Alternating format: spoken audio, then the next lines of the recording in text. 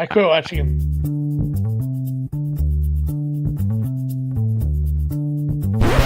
Welcome to Deep Dive Daily. Good morning, Andy, and a special good morning to the refs for Game 1 of the Western Conference Finals, who called a very correctly called game.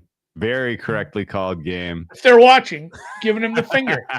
It was, I mean, even as a neutral, you had to be like, hey, this stinks. Like, no. If you were a neutral party watching that, you had to kind of be like, who? Disagree. What are we doing here? That was the adjustment in the second half that the Thunder made was literally playing into what the Timberwolves were doing, which is saying, like, SJ, if you are going to score, you have to drive to do it.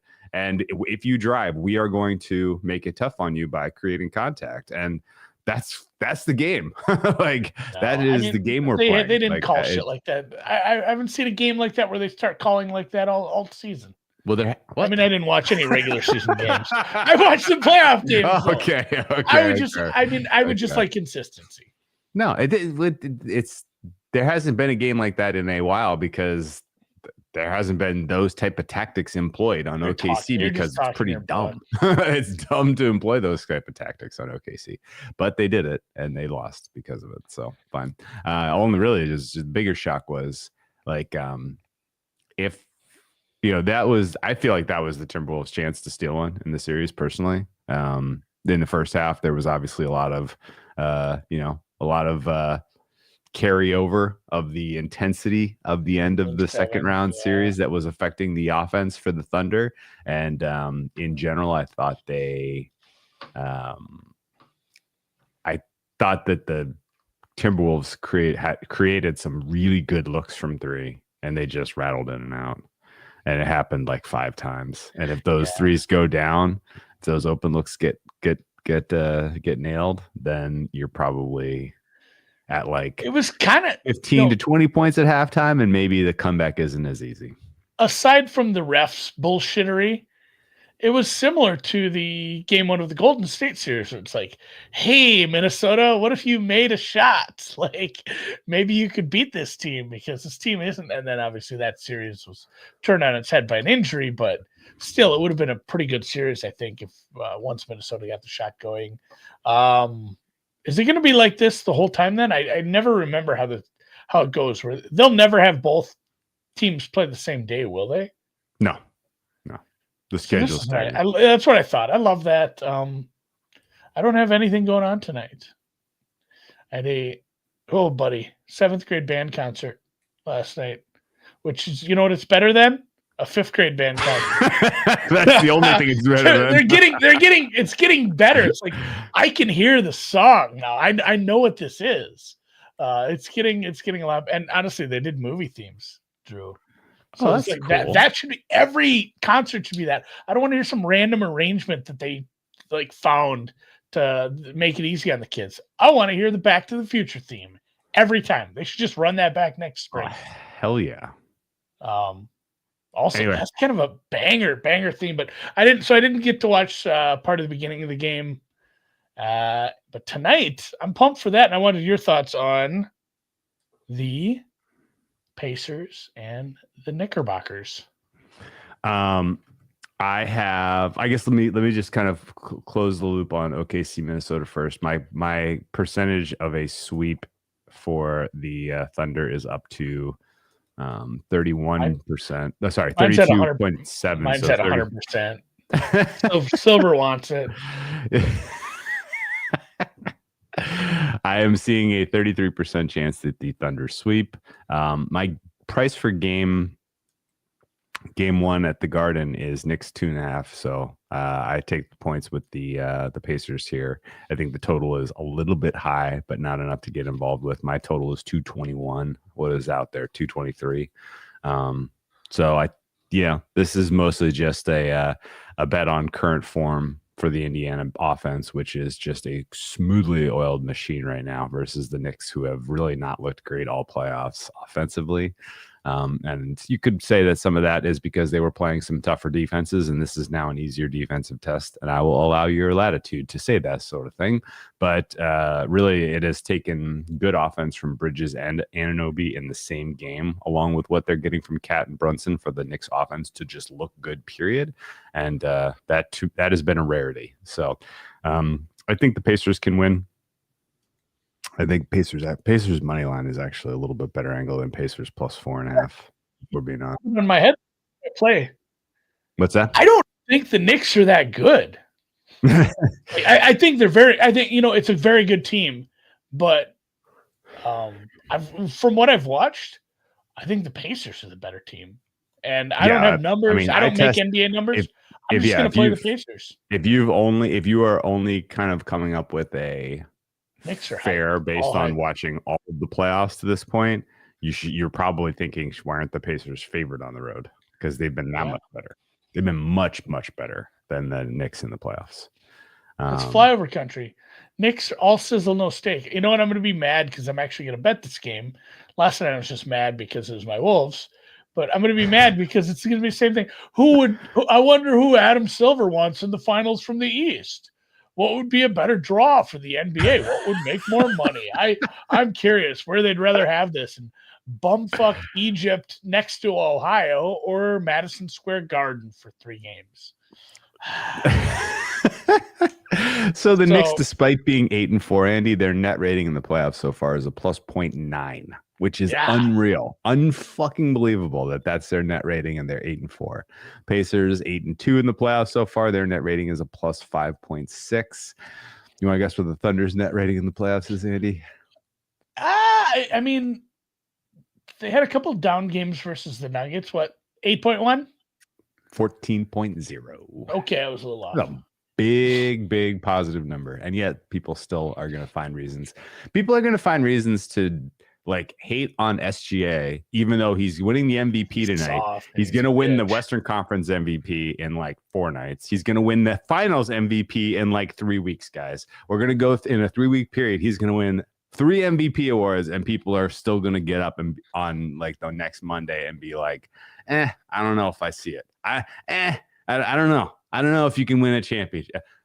He will have a ring and 3 MVPs in his pocket, and people will find ways to continue not to give him credit for some reason. And I'm not going to complain about it because it's created betting value on the Thunder all freaking year, and that's wonderful for me. Yeah. So they should give him another award. They should give him the Russell Westbrook bitch that jumps into a foul. No, James Harden bitch that jumps into a foul award, which isn't a real award. Well, there were a lot of weird awards. They did do a rule change about. There was a lot of weird awards too, by the way. Did you see all the awards they gave out? There were some weird ones. The Knicks, for instance, their team doctors got the health and fitness award. Are you making that up? No, that's real. Yeah, Knicks team doctors. Knicks team doctors, best doctors.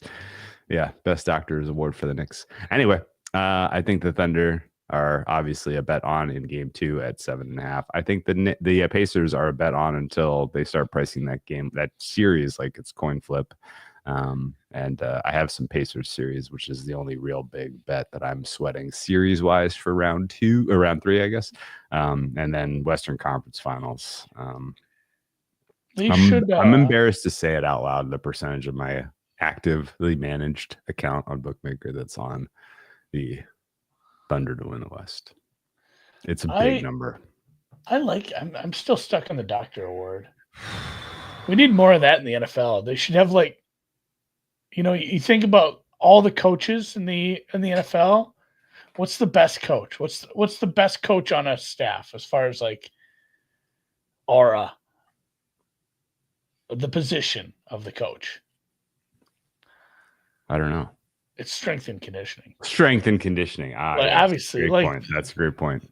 They should give out an award for that. And it's not based on anything the team did. It's just I was trying to think of what is the name of the job that the big guy on the Eagles has. Dom, guy. What's Dom? They gave him a better job title. He was just head of security, and now he's Honestly, he's like assistant GM or something. Chief vibes guy. He's like chief football operations. And, well, he didn't do his job in Minneapolis today. That's a good segue because I don't know. That's not actually official. I don't believe that it's been banned, but the Rossini report and a few other people have said that it's going to be banned. I don't. Maybe it is official. I just missed it. But I don't know. Do you have thoughts on that? I don't really give a shit. Like, it wasn't something. It was an important play. Here's the thing. You know who's probably still really good at a quarterback sneak if it's 4th and 1? The guy who benches 600 pounds and the offensive line who is better at this than other offensive lines. Even if he's not getting pushed, he's getting a yard. You just can't do it on like 2 yards anymore. You know? No, I've always kind of assumed most of the success is sort of the chemistry between the center and the quarterback, and the fact that the quarterback has such incredible squatting power. But my honest take, I'm never gonna bitch about rule changes because who fucking cares? Like, find a like know the rules, find your advantages, find your edges, take advantage of your edges, whatever. I don't really care. But I will say that it is weird that a sport that was born out of the crucible of rugby, is banning a rugby play. Like that's kind of a little. If you read or watch stuff about like 1920s, 1930s football, it was just that play over and over again. Yeah, some of the running backs were just like they called them line dives. Some of the plays where it was just like, that guy was just trying to squirt through for like 2 or 3 yards. Yeah. Because there was no forward pass, and to try to run something fancy was tough. Whereas, like, what if you just had the meanest, biggest, strongest dude back there, and he just battered through people? It was just basically fullback dives over and over again. I do think it's a smart enough coaching staff where, when people have brought this up on the air, I mean, there's even good enough announcers to say they ran that 3rd down play in that way because they know 4th and 2 is fine. 4th and 1 is fine. It's like, you just run your 3rd down plays slightly different. I think you definitely make adjustments on 2nd and 3rd down now. And of course, you don't end up in that situation much. I'm fine with it too. It is what it is. Although I do think the language of it is interesting for other non-push plays, because I think the language had said, you can't push a player forward anymore. And we see that when a running back bounces off a guy and gets caught up on a safety or a linebacker, and then suddenly a tight end comes and hits him in the back and pushes him forward. Yeah. We see a lot of that where several players are pushing him forward down the field. And I'd like to see what the enforcement is going to be on that. Me too. Yeah. I also, like, I guess I am anti make a rule to penalize one team who does something well. Right. Yeah. Like, if you have one kind of like really, really difficult play to defend, and the rest of the league's like, we're gonna make that, illegal. That's kind of weird. And do you think it would have passed if they didn't win the Super Bowl? Let's say they lose in the 2nd round of the playoffs. I don't know. No. I feel like that makes the difference. Like, oh, this team was the best at this, and then they won it all. So. Yeah. That makes it tougher. Yeah, I agree with most of what Alex is saying here. And I am shocked that the other teams didn't even try to do it as well as the Eagles. Like, I mean, the only other team was like the Bills, really. Yeah, and they didn't even succeed with it. They weren't as good, no. No. Other teams tried it a little bit. Legitimately, I mean, it's been too long, and I've had too much wine in 2025. But didn't they lose the AFC Championship because they couldn't convert that play? Which AFC Championship? They've lost this most recent one. Yeah, I mean, there was that short yardage play that mattered, and they didn't get it, right? Yeah, like that was literally the difference in being there and not. It's crazy that for as big of a quarterback that they have, the issues they've had on some short yardage stuff. Do you remember that loss to the Vikings where they needed to do a short yardage play out of the end zone? And they fumbled that was a touchdown for the defense instead of 2 yards in a cloud of dust. That was a crazy game. That was awesome. awesome. They have struggled a little with some short yardage stuff.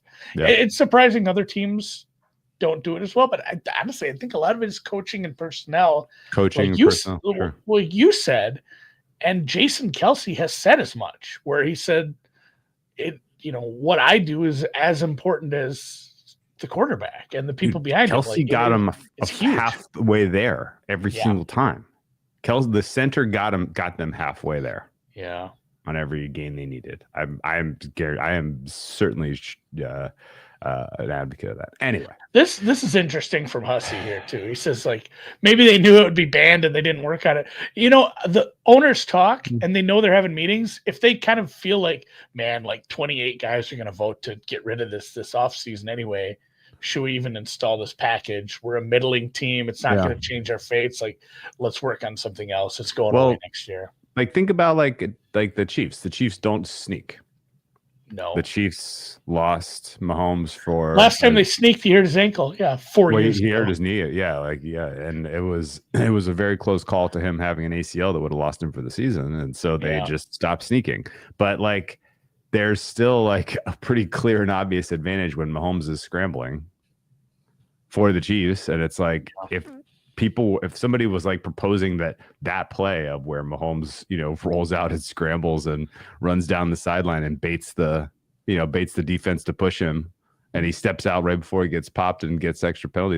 If that was the play that everybody wanted to get banned, it would be kind of a little bit on the nose. It's pretty specific. That's interesting because that one's high on the list I'm about to propose. Oh, okay. But what's number 2 to the tush push as far as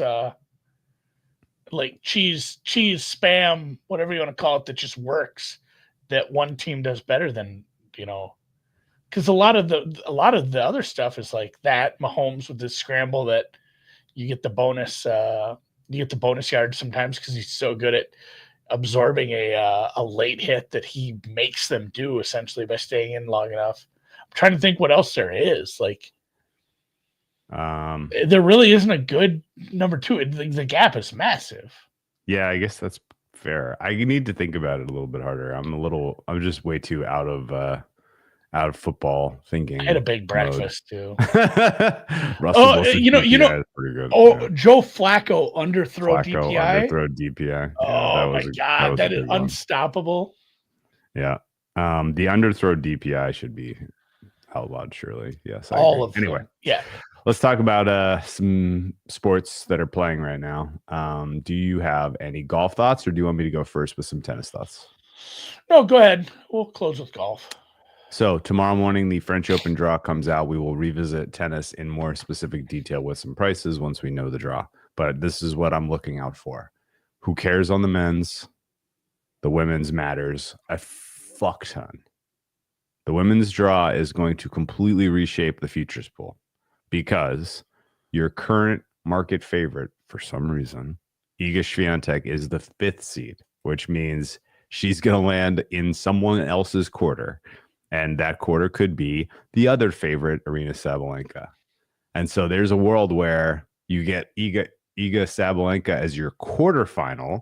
And then, you know what I'm about to say, Andy, only one of those 2 women can make the semifinal. And if you're unfamiliar with the seeding, it isn't March Madness where the 5 and the 4 are going to be in the same, and they're eventually going to play the 1 like that. Those end up all over the place. Yeah, once you get past the top 4, they're all over the place. Yeah, we really don't know. And the interesting thing also is that a lot of the most dangerous women are in the bottom half of the top 8, which is incredible. Right now, in my opinion, there are 8 women who are in the mix. This is a tennis podcast term, by the way, in the mix. There are 8 women who are in the mix who have a better than 2% chance to win this title. In no particular order, they are Aryna Sabalenka, Coco Gauff, Mira Andreeva, Iga Swiatek, Zheng Qinwen, Jasmine Paolini, Madison Keys, and Mira Andreeva. Did I say Andreeva twice? Yeah, Andreeva twice, but I think she was your 8th player also. Oh, Pegula. I forgot about Pegula. Pegula is the eighth one player. more American. Yep. Pegula is the eighth player. And in that order, Paulini and Pegula as the third and fourth seeds are towards the bottom in terms of potential. And in that order, relatively, Iga and Zhenxing Wen, I think, are closer to 3 and 4.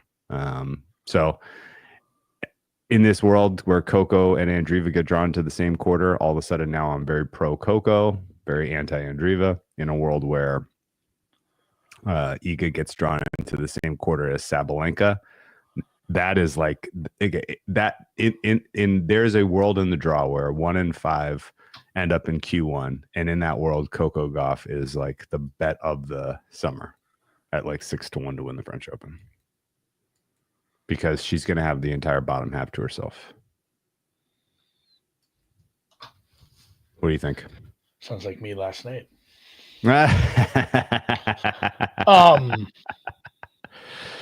Putin save is not winning, Andy. Come on. She's not Andy Veit. She could knock somebody good out. She could knock somebody good out though. Andy's a big Putin save guy. Yeah, no, it's crazy because there's a lot of years where the draw doesn't matter as much when there's such a heavy favorite, and it is just like, at that point the draw matters to how you're going to play other girls to win the quarter or to make the finals, or some bets like that, derivatives that you're looking at. But this feels fun because there is a lot of intrigue in the draw based on the whole Iga problem. Yeah. A couple other thoughts real quick. Keys or Zhengxin Wen to win their quarter if they're drawn into a Pegula or a Paulini quarter are really fun bets. Andreeva to win her quarter if they're drawn into a Pegula or Paulini quarter is a good bet. Iga drawn into a Pegula quarter is a good bet to win her quarter, but the price is going to suck. I don't particularly have a strong opinion on believing in Rybakina or Svitolina at all for this tournament. I don't think either one can win 7 matches.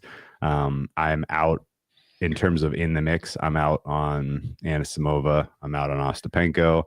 I'm out on who are some of the other big names? I'm out on Putintseva. I'm out on Osaka. I don't think can win. I don't think she can win. She is another bomb in the draw where she is not a seeded player, so she's going to end up somewhere fun. Brett likes Osaka. Yeah. Let me take a look at her recent form. I kind of just toss her on clay because she doesn't need. I will believe form. it. I'll believe it when I see it that she can win 7 matches on clay. No, I don't know about her winning, but her to win like a quarter. Because you've seen it before where she doesn't need form. She can just come on suddenly. It's like, it's there this week. Ironically, I don't know about winning 7 matches. Ironically, she just won 8 in a row on clay, but 5 of those were the St. Malo 125, where she defeated world number 220 Petra Marchenko, Diane Perry, Jacquemin, Jean, Juvon. Like that is a very soft. You could have just made up 4 names. Doesn't matter. And then she took out Irani, Golubik, and Buzkova. Not impressed. Buzkova's not even fit, and she went 3 sets with her. Yeah, no, this Osaka's form is not good enough to win the French Open. As cool as that would be, I think she's a spoiler, but she's not. She's not gonna do it. Yeah, she's a spoiler. She should have beat Iga last year. She looked so damn good in that match. It was a damn shame she wasn't able to get across the line. Brett actually is in on Kostyuk. Okay. Don't hate it. She's another one where the highs are high enough that she can win, but at the same time, expecting her to stay like cool, calm, and collected enough to win 7 in a row at a slam is asking a lot. She right now, I'll tell you, ranks. She ranks about 13th for me. I put her right behind that tier with the top 8. So she's not that far off of a Svitolina, Rybakina. They're all kind of Kostyuk. They're all kind of in that same tier, and She's ironically her only 2 losses. Kostyuk's only 2 losses this entire clay swing came against Arina Sabalenka, and both were pretty competitive matches. One of them was tiebreak in Madrid. So that's actually a pretty good sign for Miss Kostyuk. But again, like, what's the most impressive title she's ever won? I don't even know that I can tell you. Anyway, men's draw doesn't matter at all. I think it's going to be Carlos. Same championship. Yeah, same as Rome. Probably Carlos Sinner. And for now, at least, you got to assume if that's your matchup, you're going to get Carlos in the minus 200 range. And people are going to look at their recent head-to-head, which is one-way Carlos, and assume that he's just going to be the guy. And I can't really different with 5 sets. Yeah. Might be, but I actually like doing a little bit of digging and research. It seems like Sinner was dealing with some blisters in Rome, which is a terrible sign for him being able to go best of 5 over 2 weeks, because the Rome schedule was not compressed. He just needs better tape, better lotion. He has these problems, and it's almost like he needs to be playing tennis more regularly and kind of force his body to just like. Don't we all? Get stronger, but and he just doesn't have the reps to warrant it, I guess. But I don't know, man. I have 250 in pocket with Sinner, and that's basically I'm just gonna ride it, hoping that somehow, some way, Alcaraz loses to someone stupid. Alcaraz gets sick. He loses stupid matches. The secret to a bad match coming from Alcaraz is we get the OOP in round 3, and he's playing against a top 60 player at night. Why is that? Because he is a different morning person in the day versus the night. If you go look, and if you pool all of the shocking slam upsets of Carlos into one bucket, Andy, they have a commonality. They were in the night session, and they were early-ish in the tournament. It'd be pretty nice. What is Sinner's? Let's say Carlos is out round 3. What's Sinner's price at that point to win the tournament? Minus 150. Oh yeah. It's the 3rd round. Sinner's still in. Yeah, that's right. Minus 150. Yeah. Maybe mine's probably going to be even higher. Well, yours is obviously. Yeah. The market is going to be minus 150 probably. I think there's a mix of 2 on the men's side. I think we can stop there. I'm hopeful that Musetti gets drawn into Q3 or Q2 or Q3, so he's not in the same quarter as a Sinner and an Alcaraz, and then he's a fun bet to win his quarter. Anything close to plus, hopefully you get plus money on that. But the rest of the men's tour is just in absolute shambles right now. Shambles, Andy. Shambles.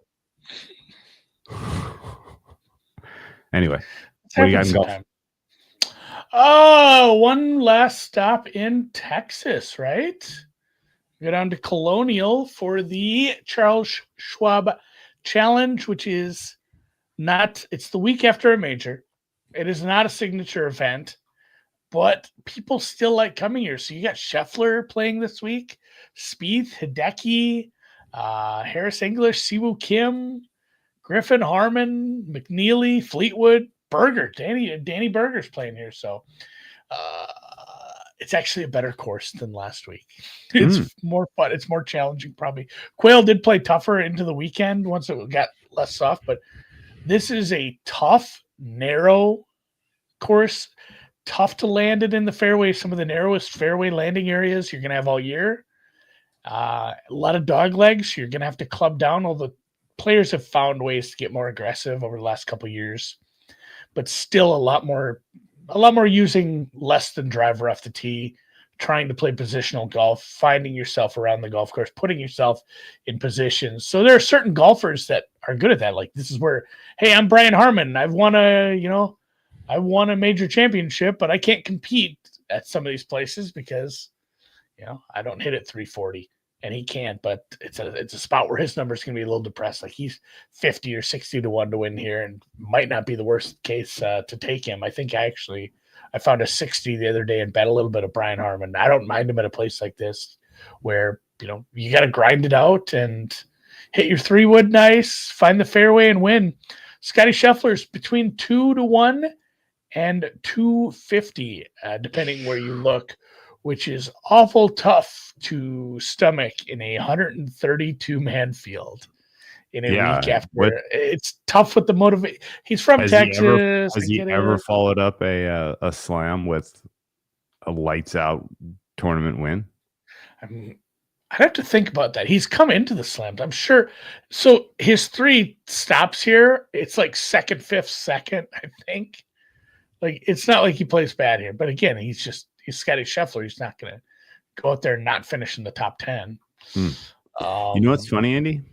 So after his win at the Masters, he did win the RBC. He skipped this, or it was in a different spot.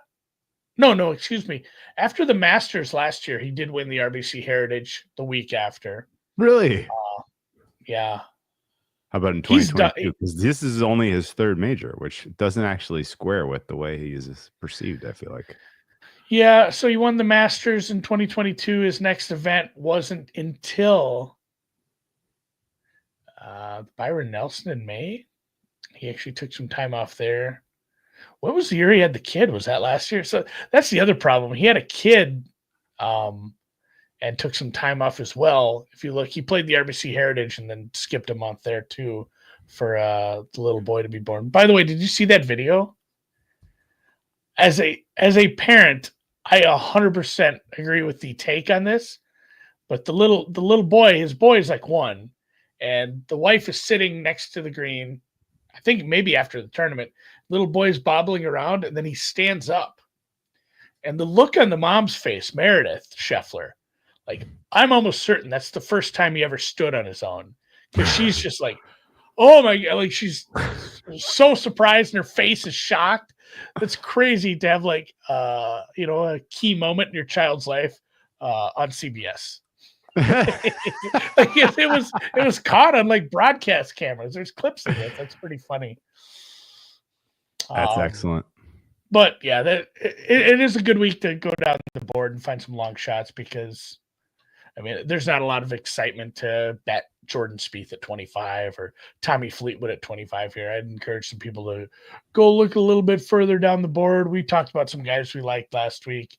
Kind of staying away from my Bombers and going towards, Rio Hitsune is someone that myself and Noonan bet. He's a guy that's just not getting a lot of respect. He's 125 to 1 at Bet Online right now, and I don't know what he's done wrong.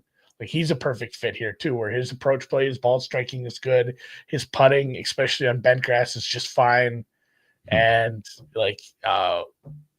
he missed the cut once here since the Players. He was T4 at Valspar, T5 at Valero, which also happens in this part of the world at Texas. So yeah, that's a big number. I'm going to play some top 20 on him as well. Okay. Rio. He's Japanese. Yes. Hitsune. Got it. All right. That's a fun pick to click. Big number. Love it. All right, man. Let's call it. Good job. Don't know what we're going to talk about tomorrow, but I'm off tomorrow. Oh yeah, you're off. Okay. I'm field tripping it. I will be at the Young Authors, Young Artists. That's right. Tomorrow will be Q&A for the deep dive daily hardcores. Come ask your questions. We'll comment a little bit on the draw once we got it. We'll comment a little bit on the mailbag, obviously. We'll talk some Eastern Conference Finals Game 1. We'll talk some French Open draw, and I kind of want to save some conversation about the state of prestige television for another day. But I've been pretty impressed and blown away with some of the quality of TV out there. And you want to hear something funny? Yeah, what's up? I have not watched The Last of Us yet this week. I usually watch it Sunday night, and now that a certain character isn't on, I find myself less drawn to, I got to watch it right now. Sure. Which I'll still get to it. I love that show. It's been very good since. Ironically, you skipped one with a lot of content that includes this. I know. I saw some clips. I'm like, oh, it's a flashback show. It's a flashback show. Ultimately, this season for The Last of Us is very complicated feelings. Very complicated. We'll have to unpack that at some point. I don't think it's gonna land in my top 5 shows for the year when it's all said and done, unless something really special happens in episode 7, even though episode 2 was, one of the better episodes of television all year. It made me mad enough that it's probably not gonna land in my top 5. Anyway, Andy, good luck tomorrow at the Young Artists and Authors. Good luck.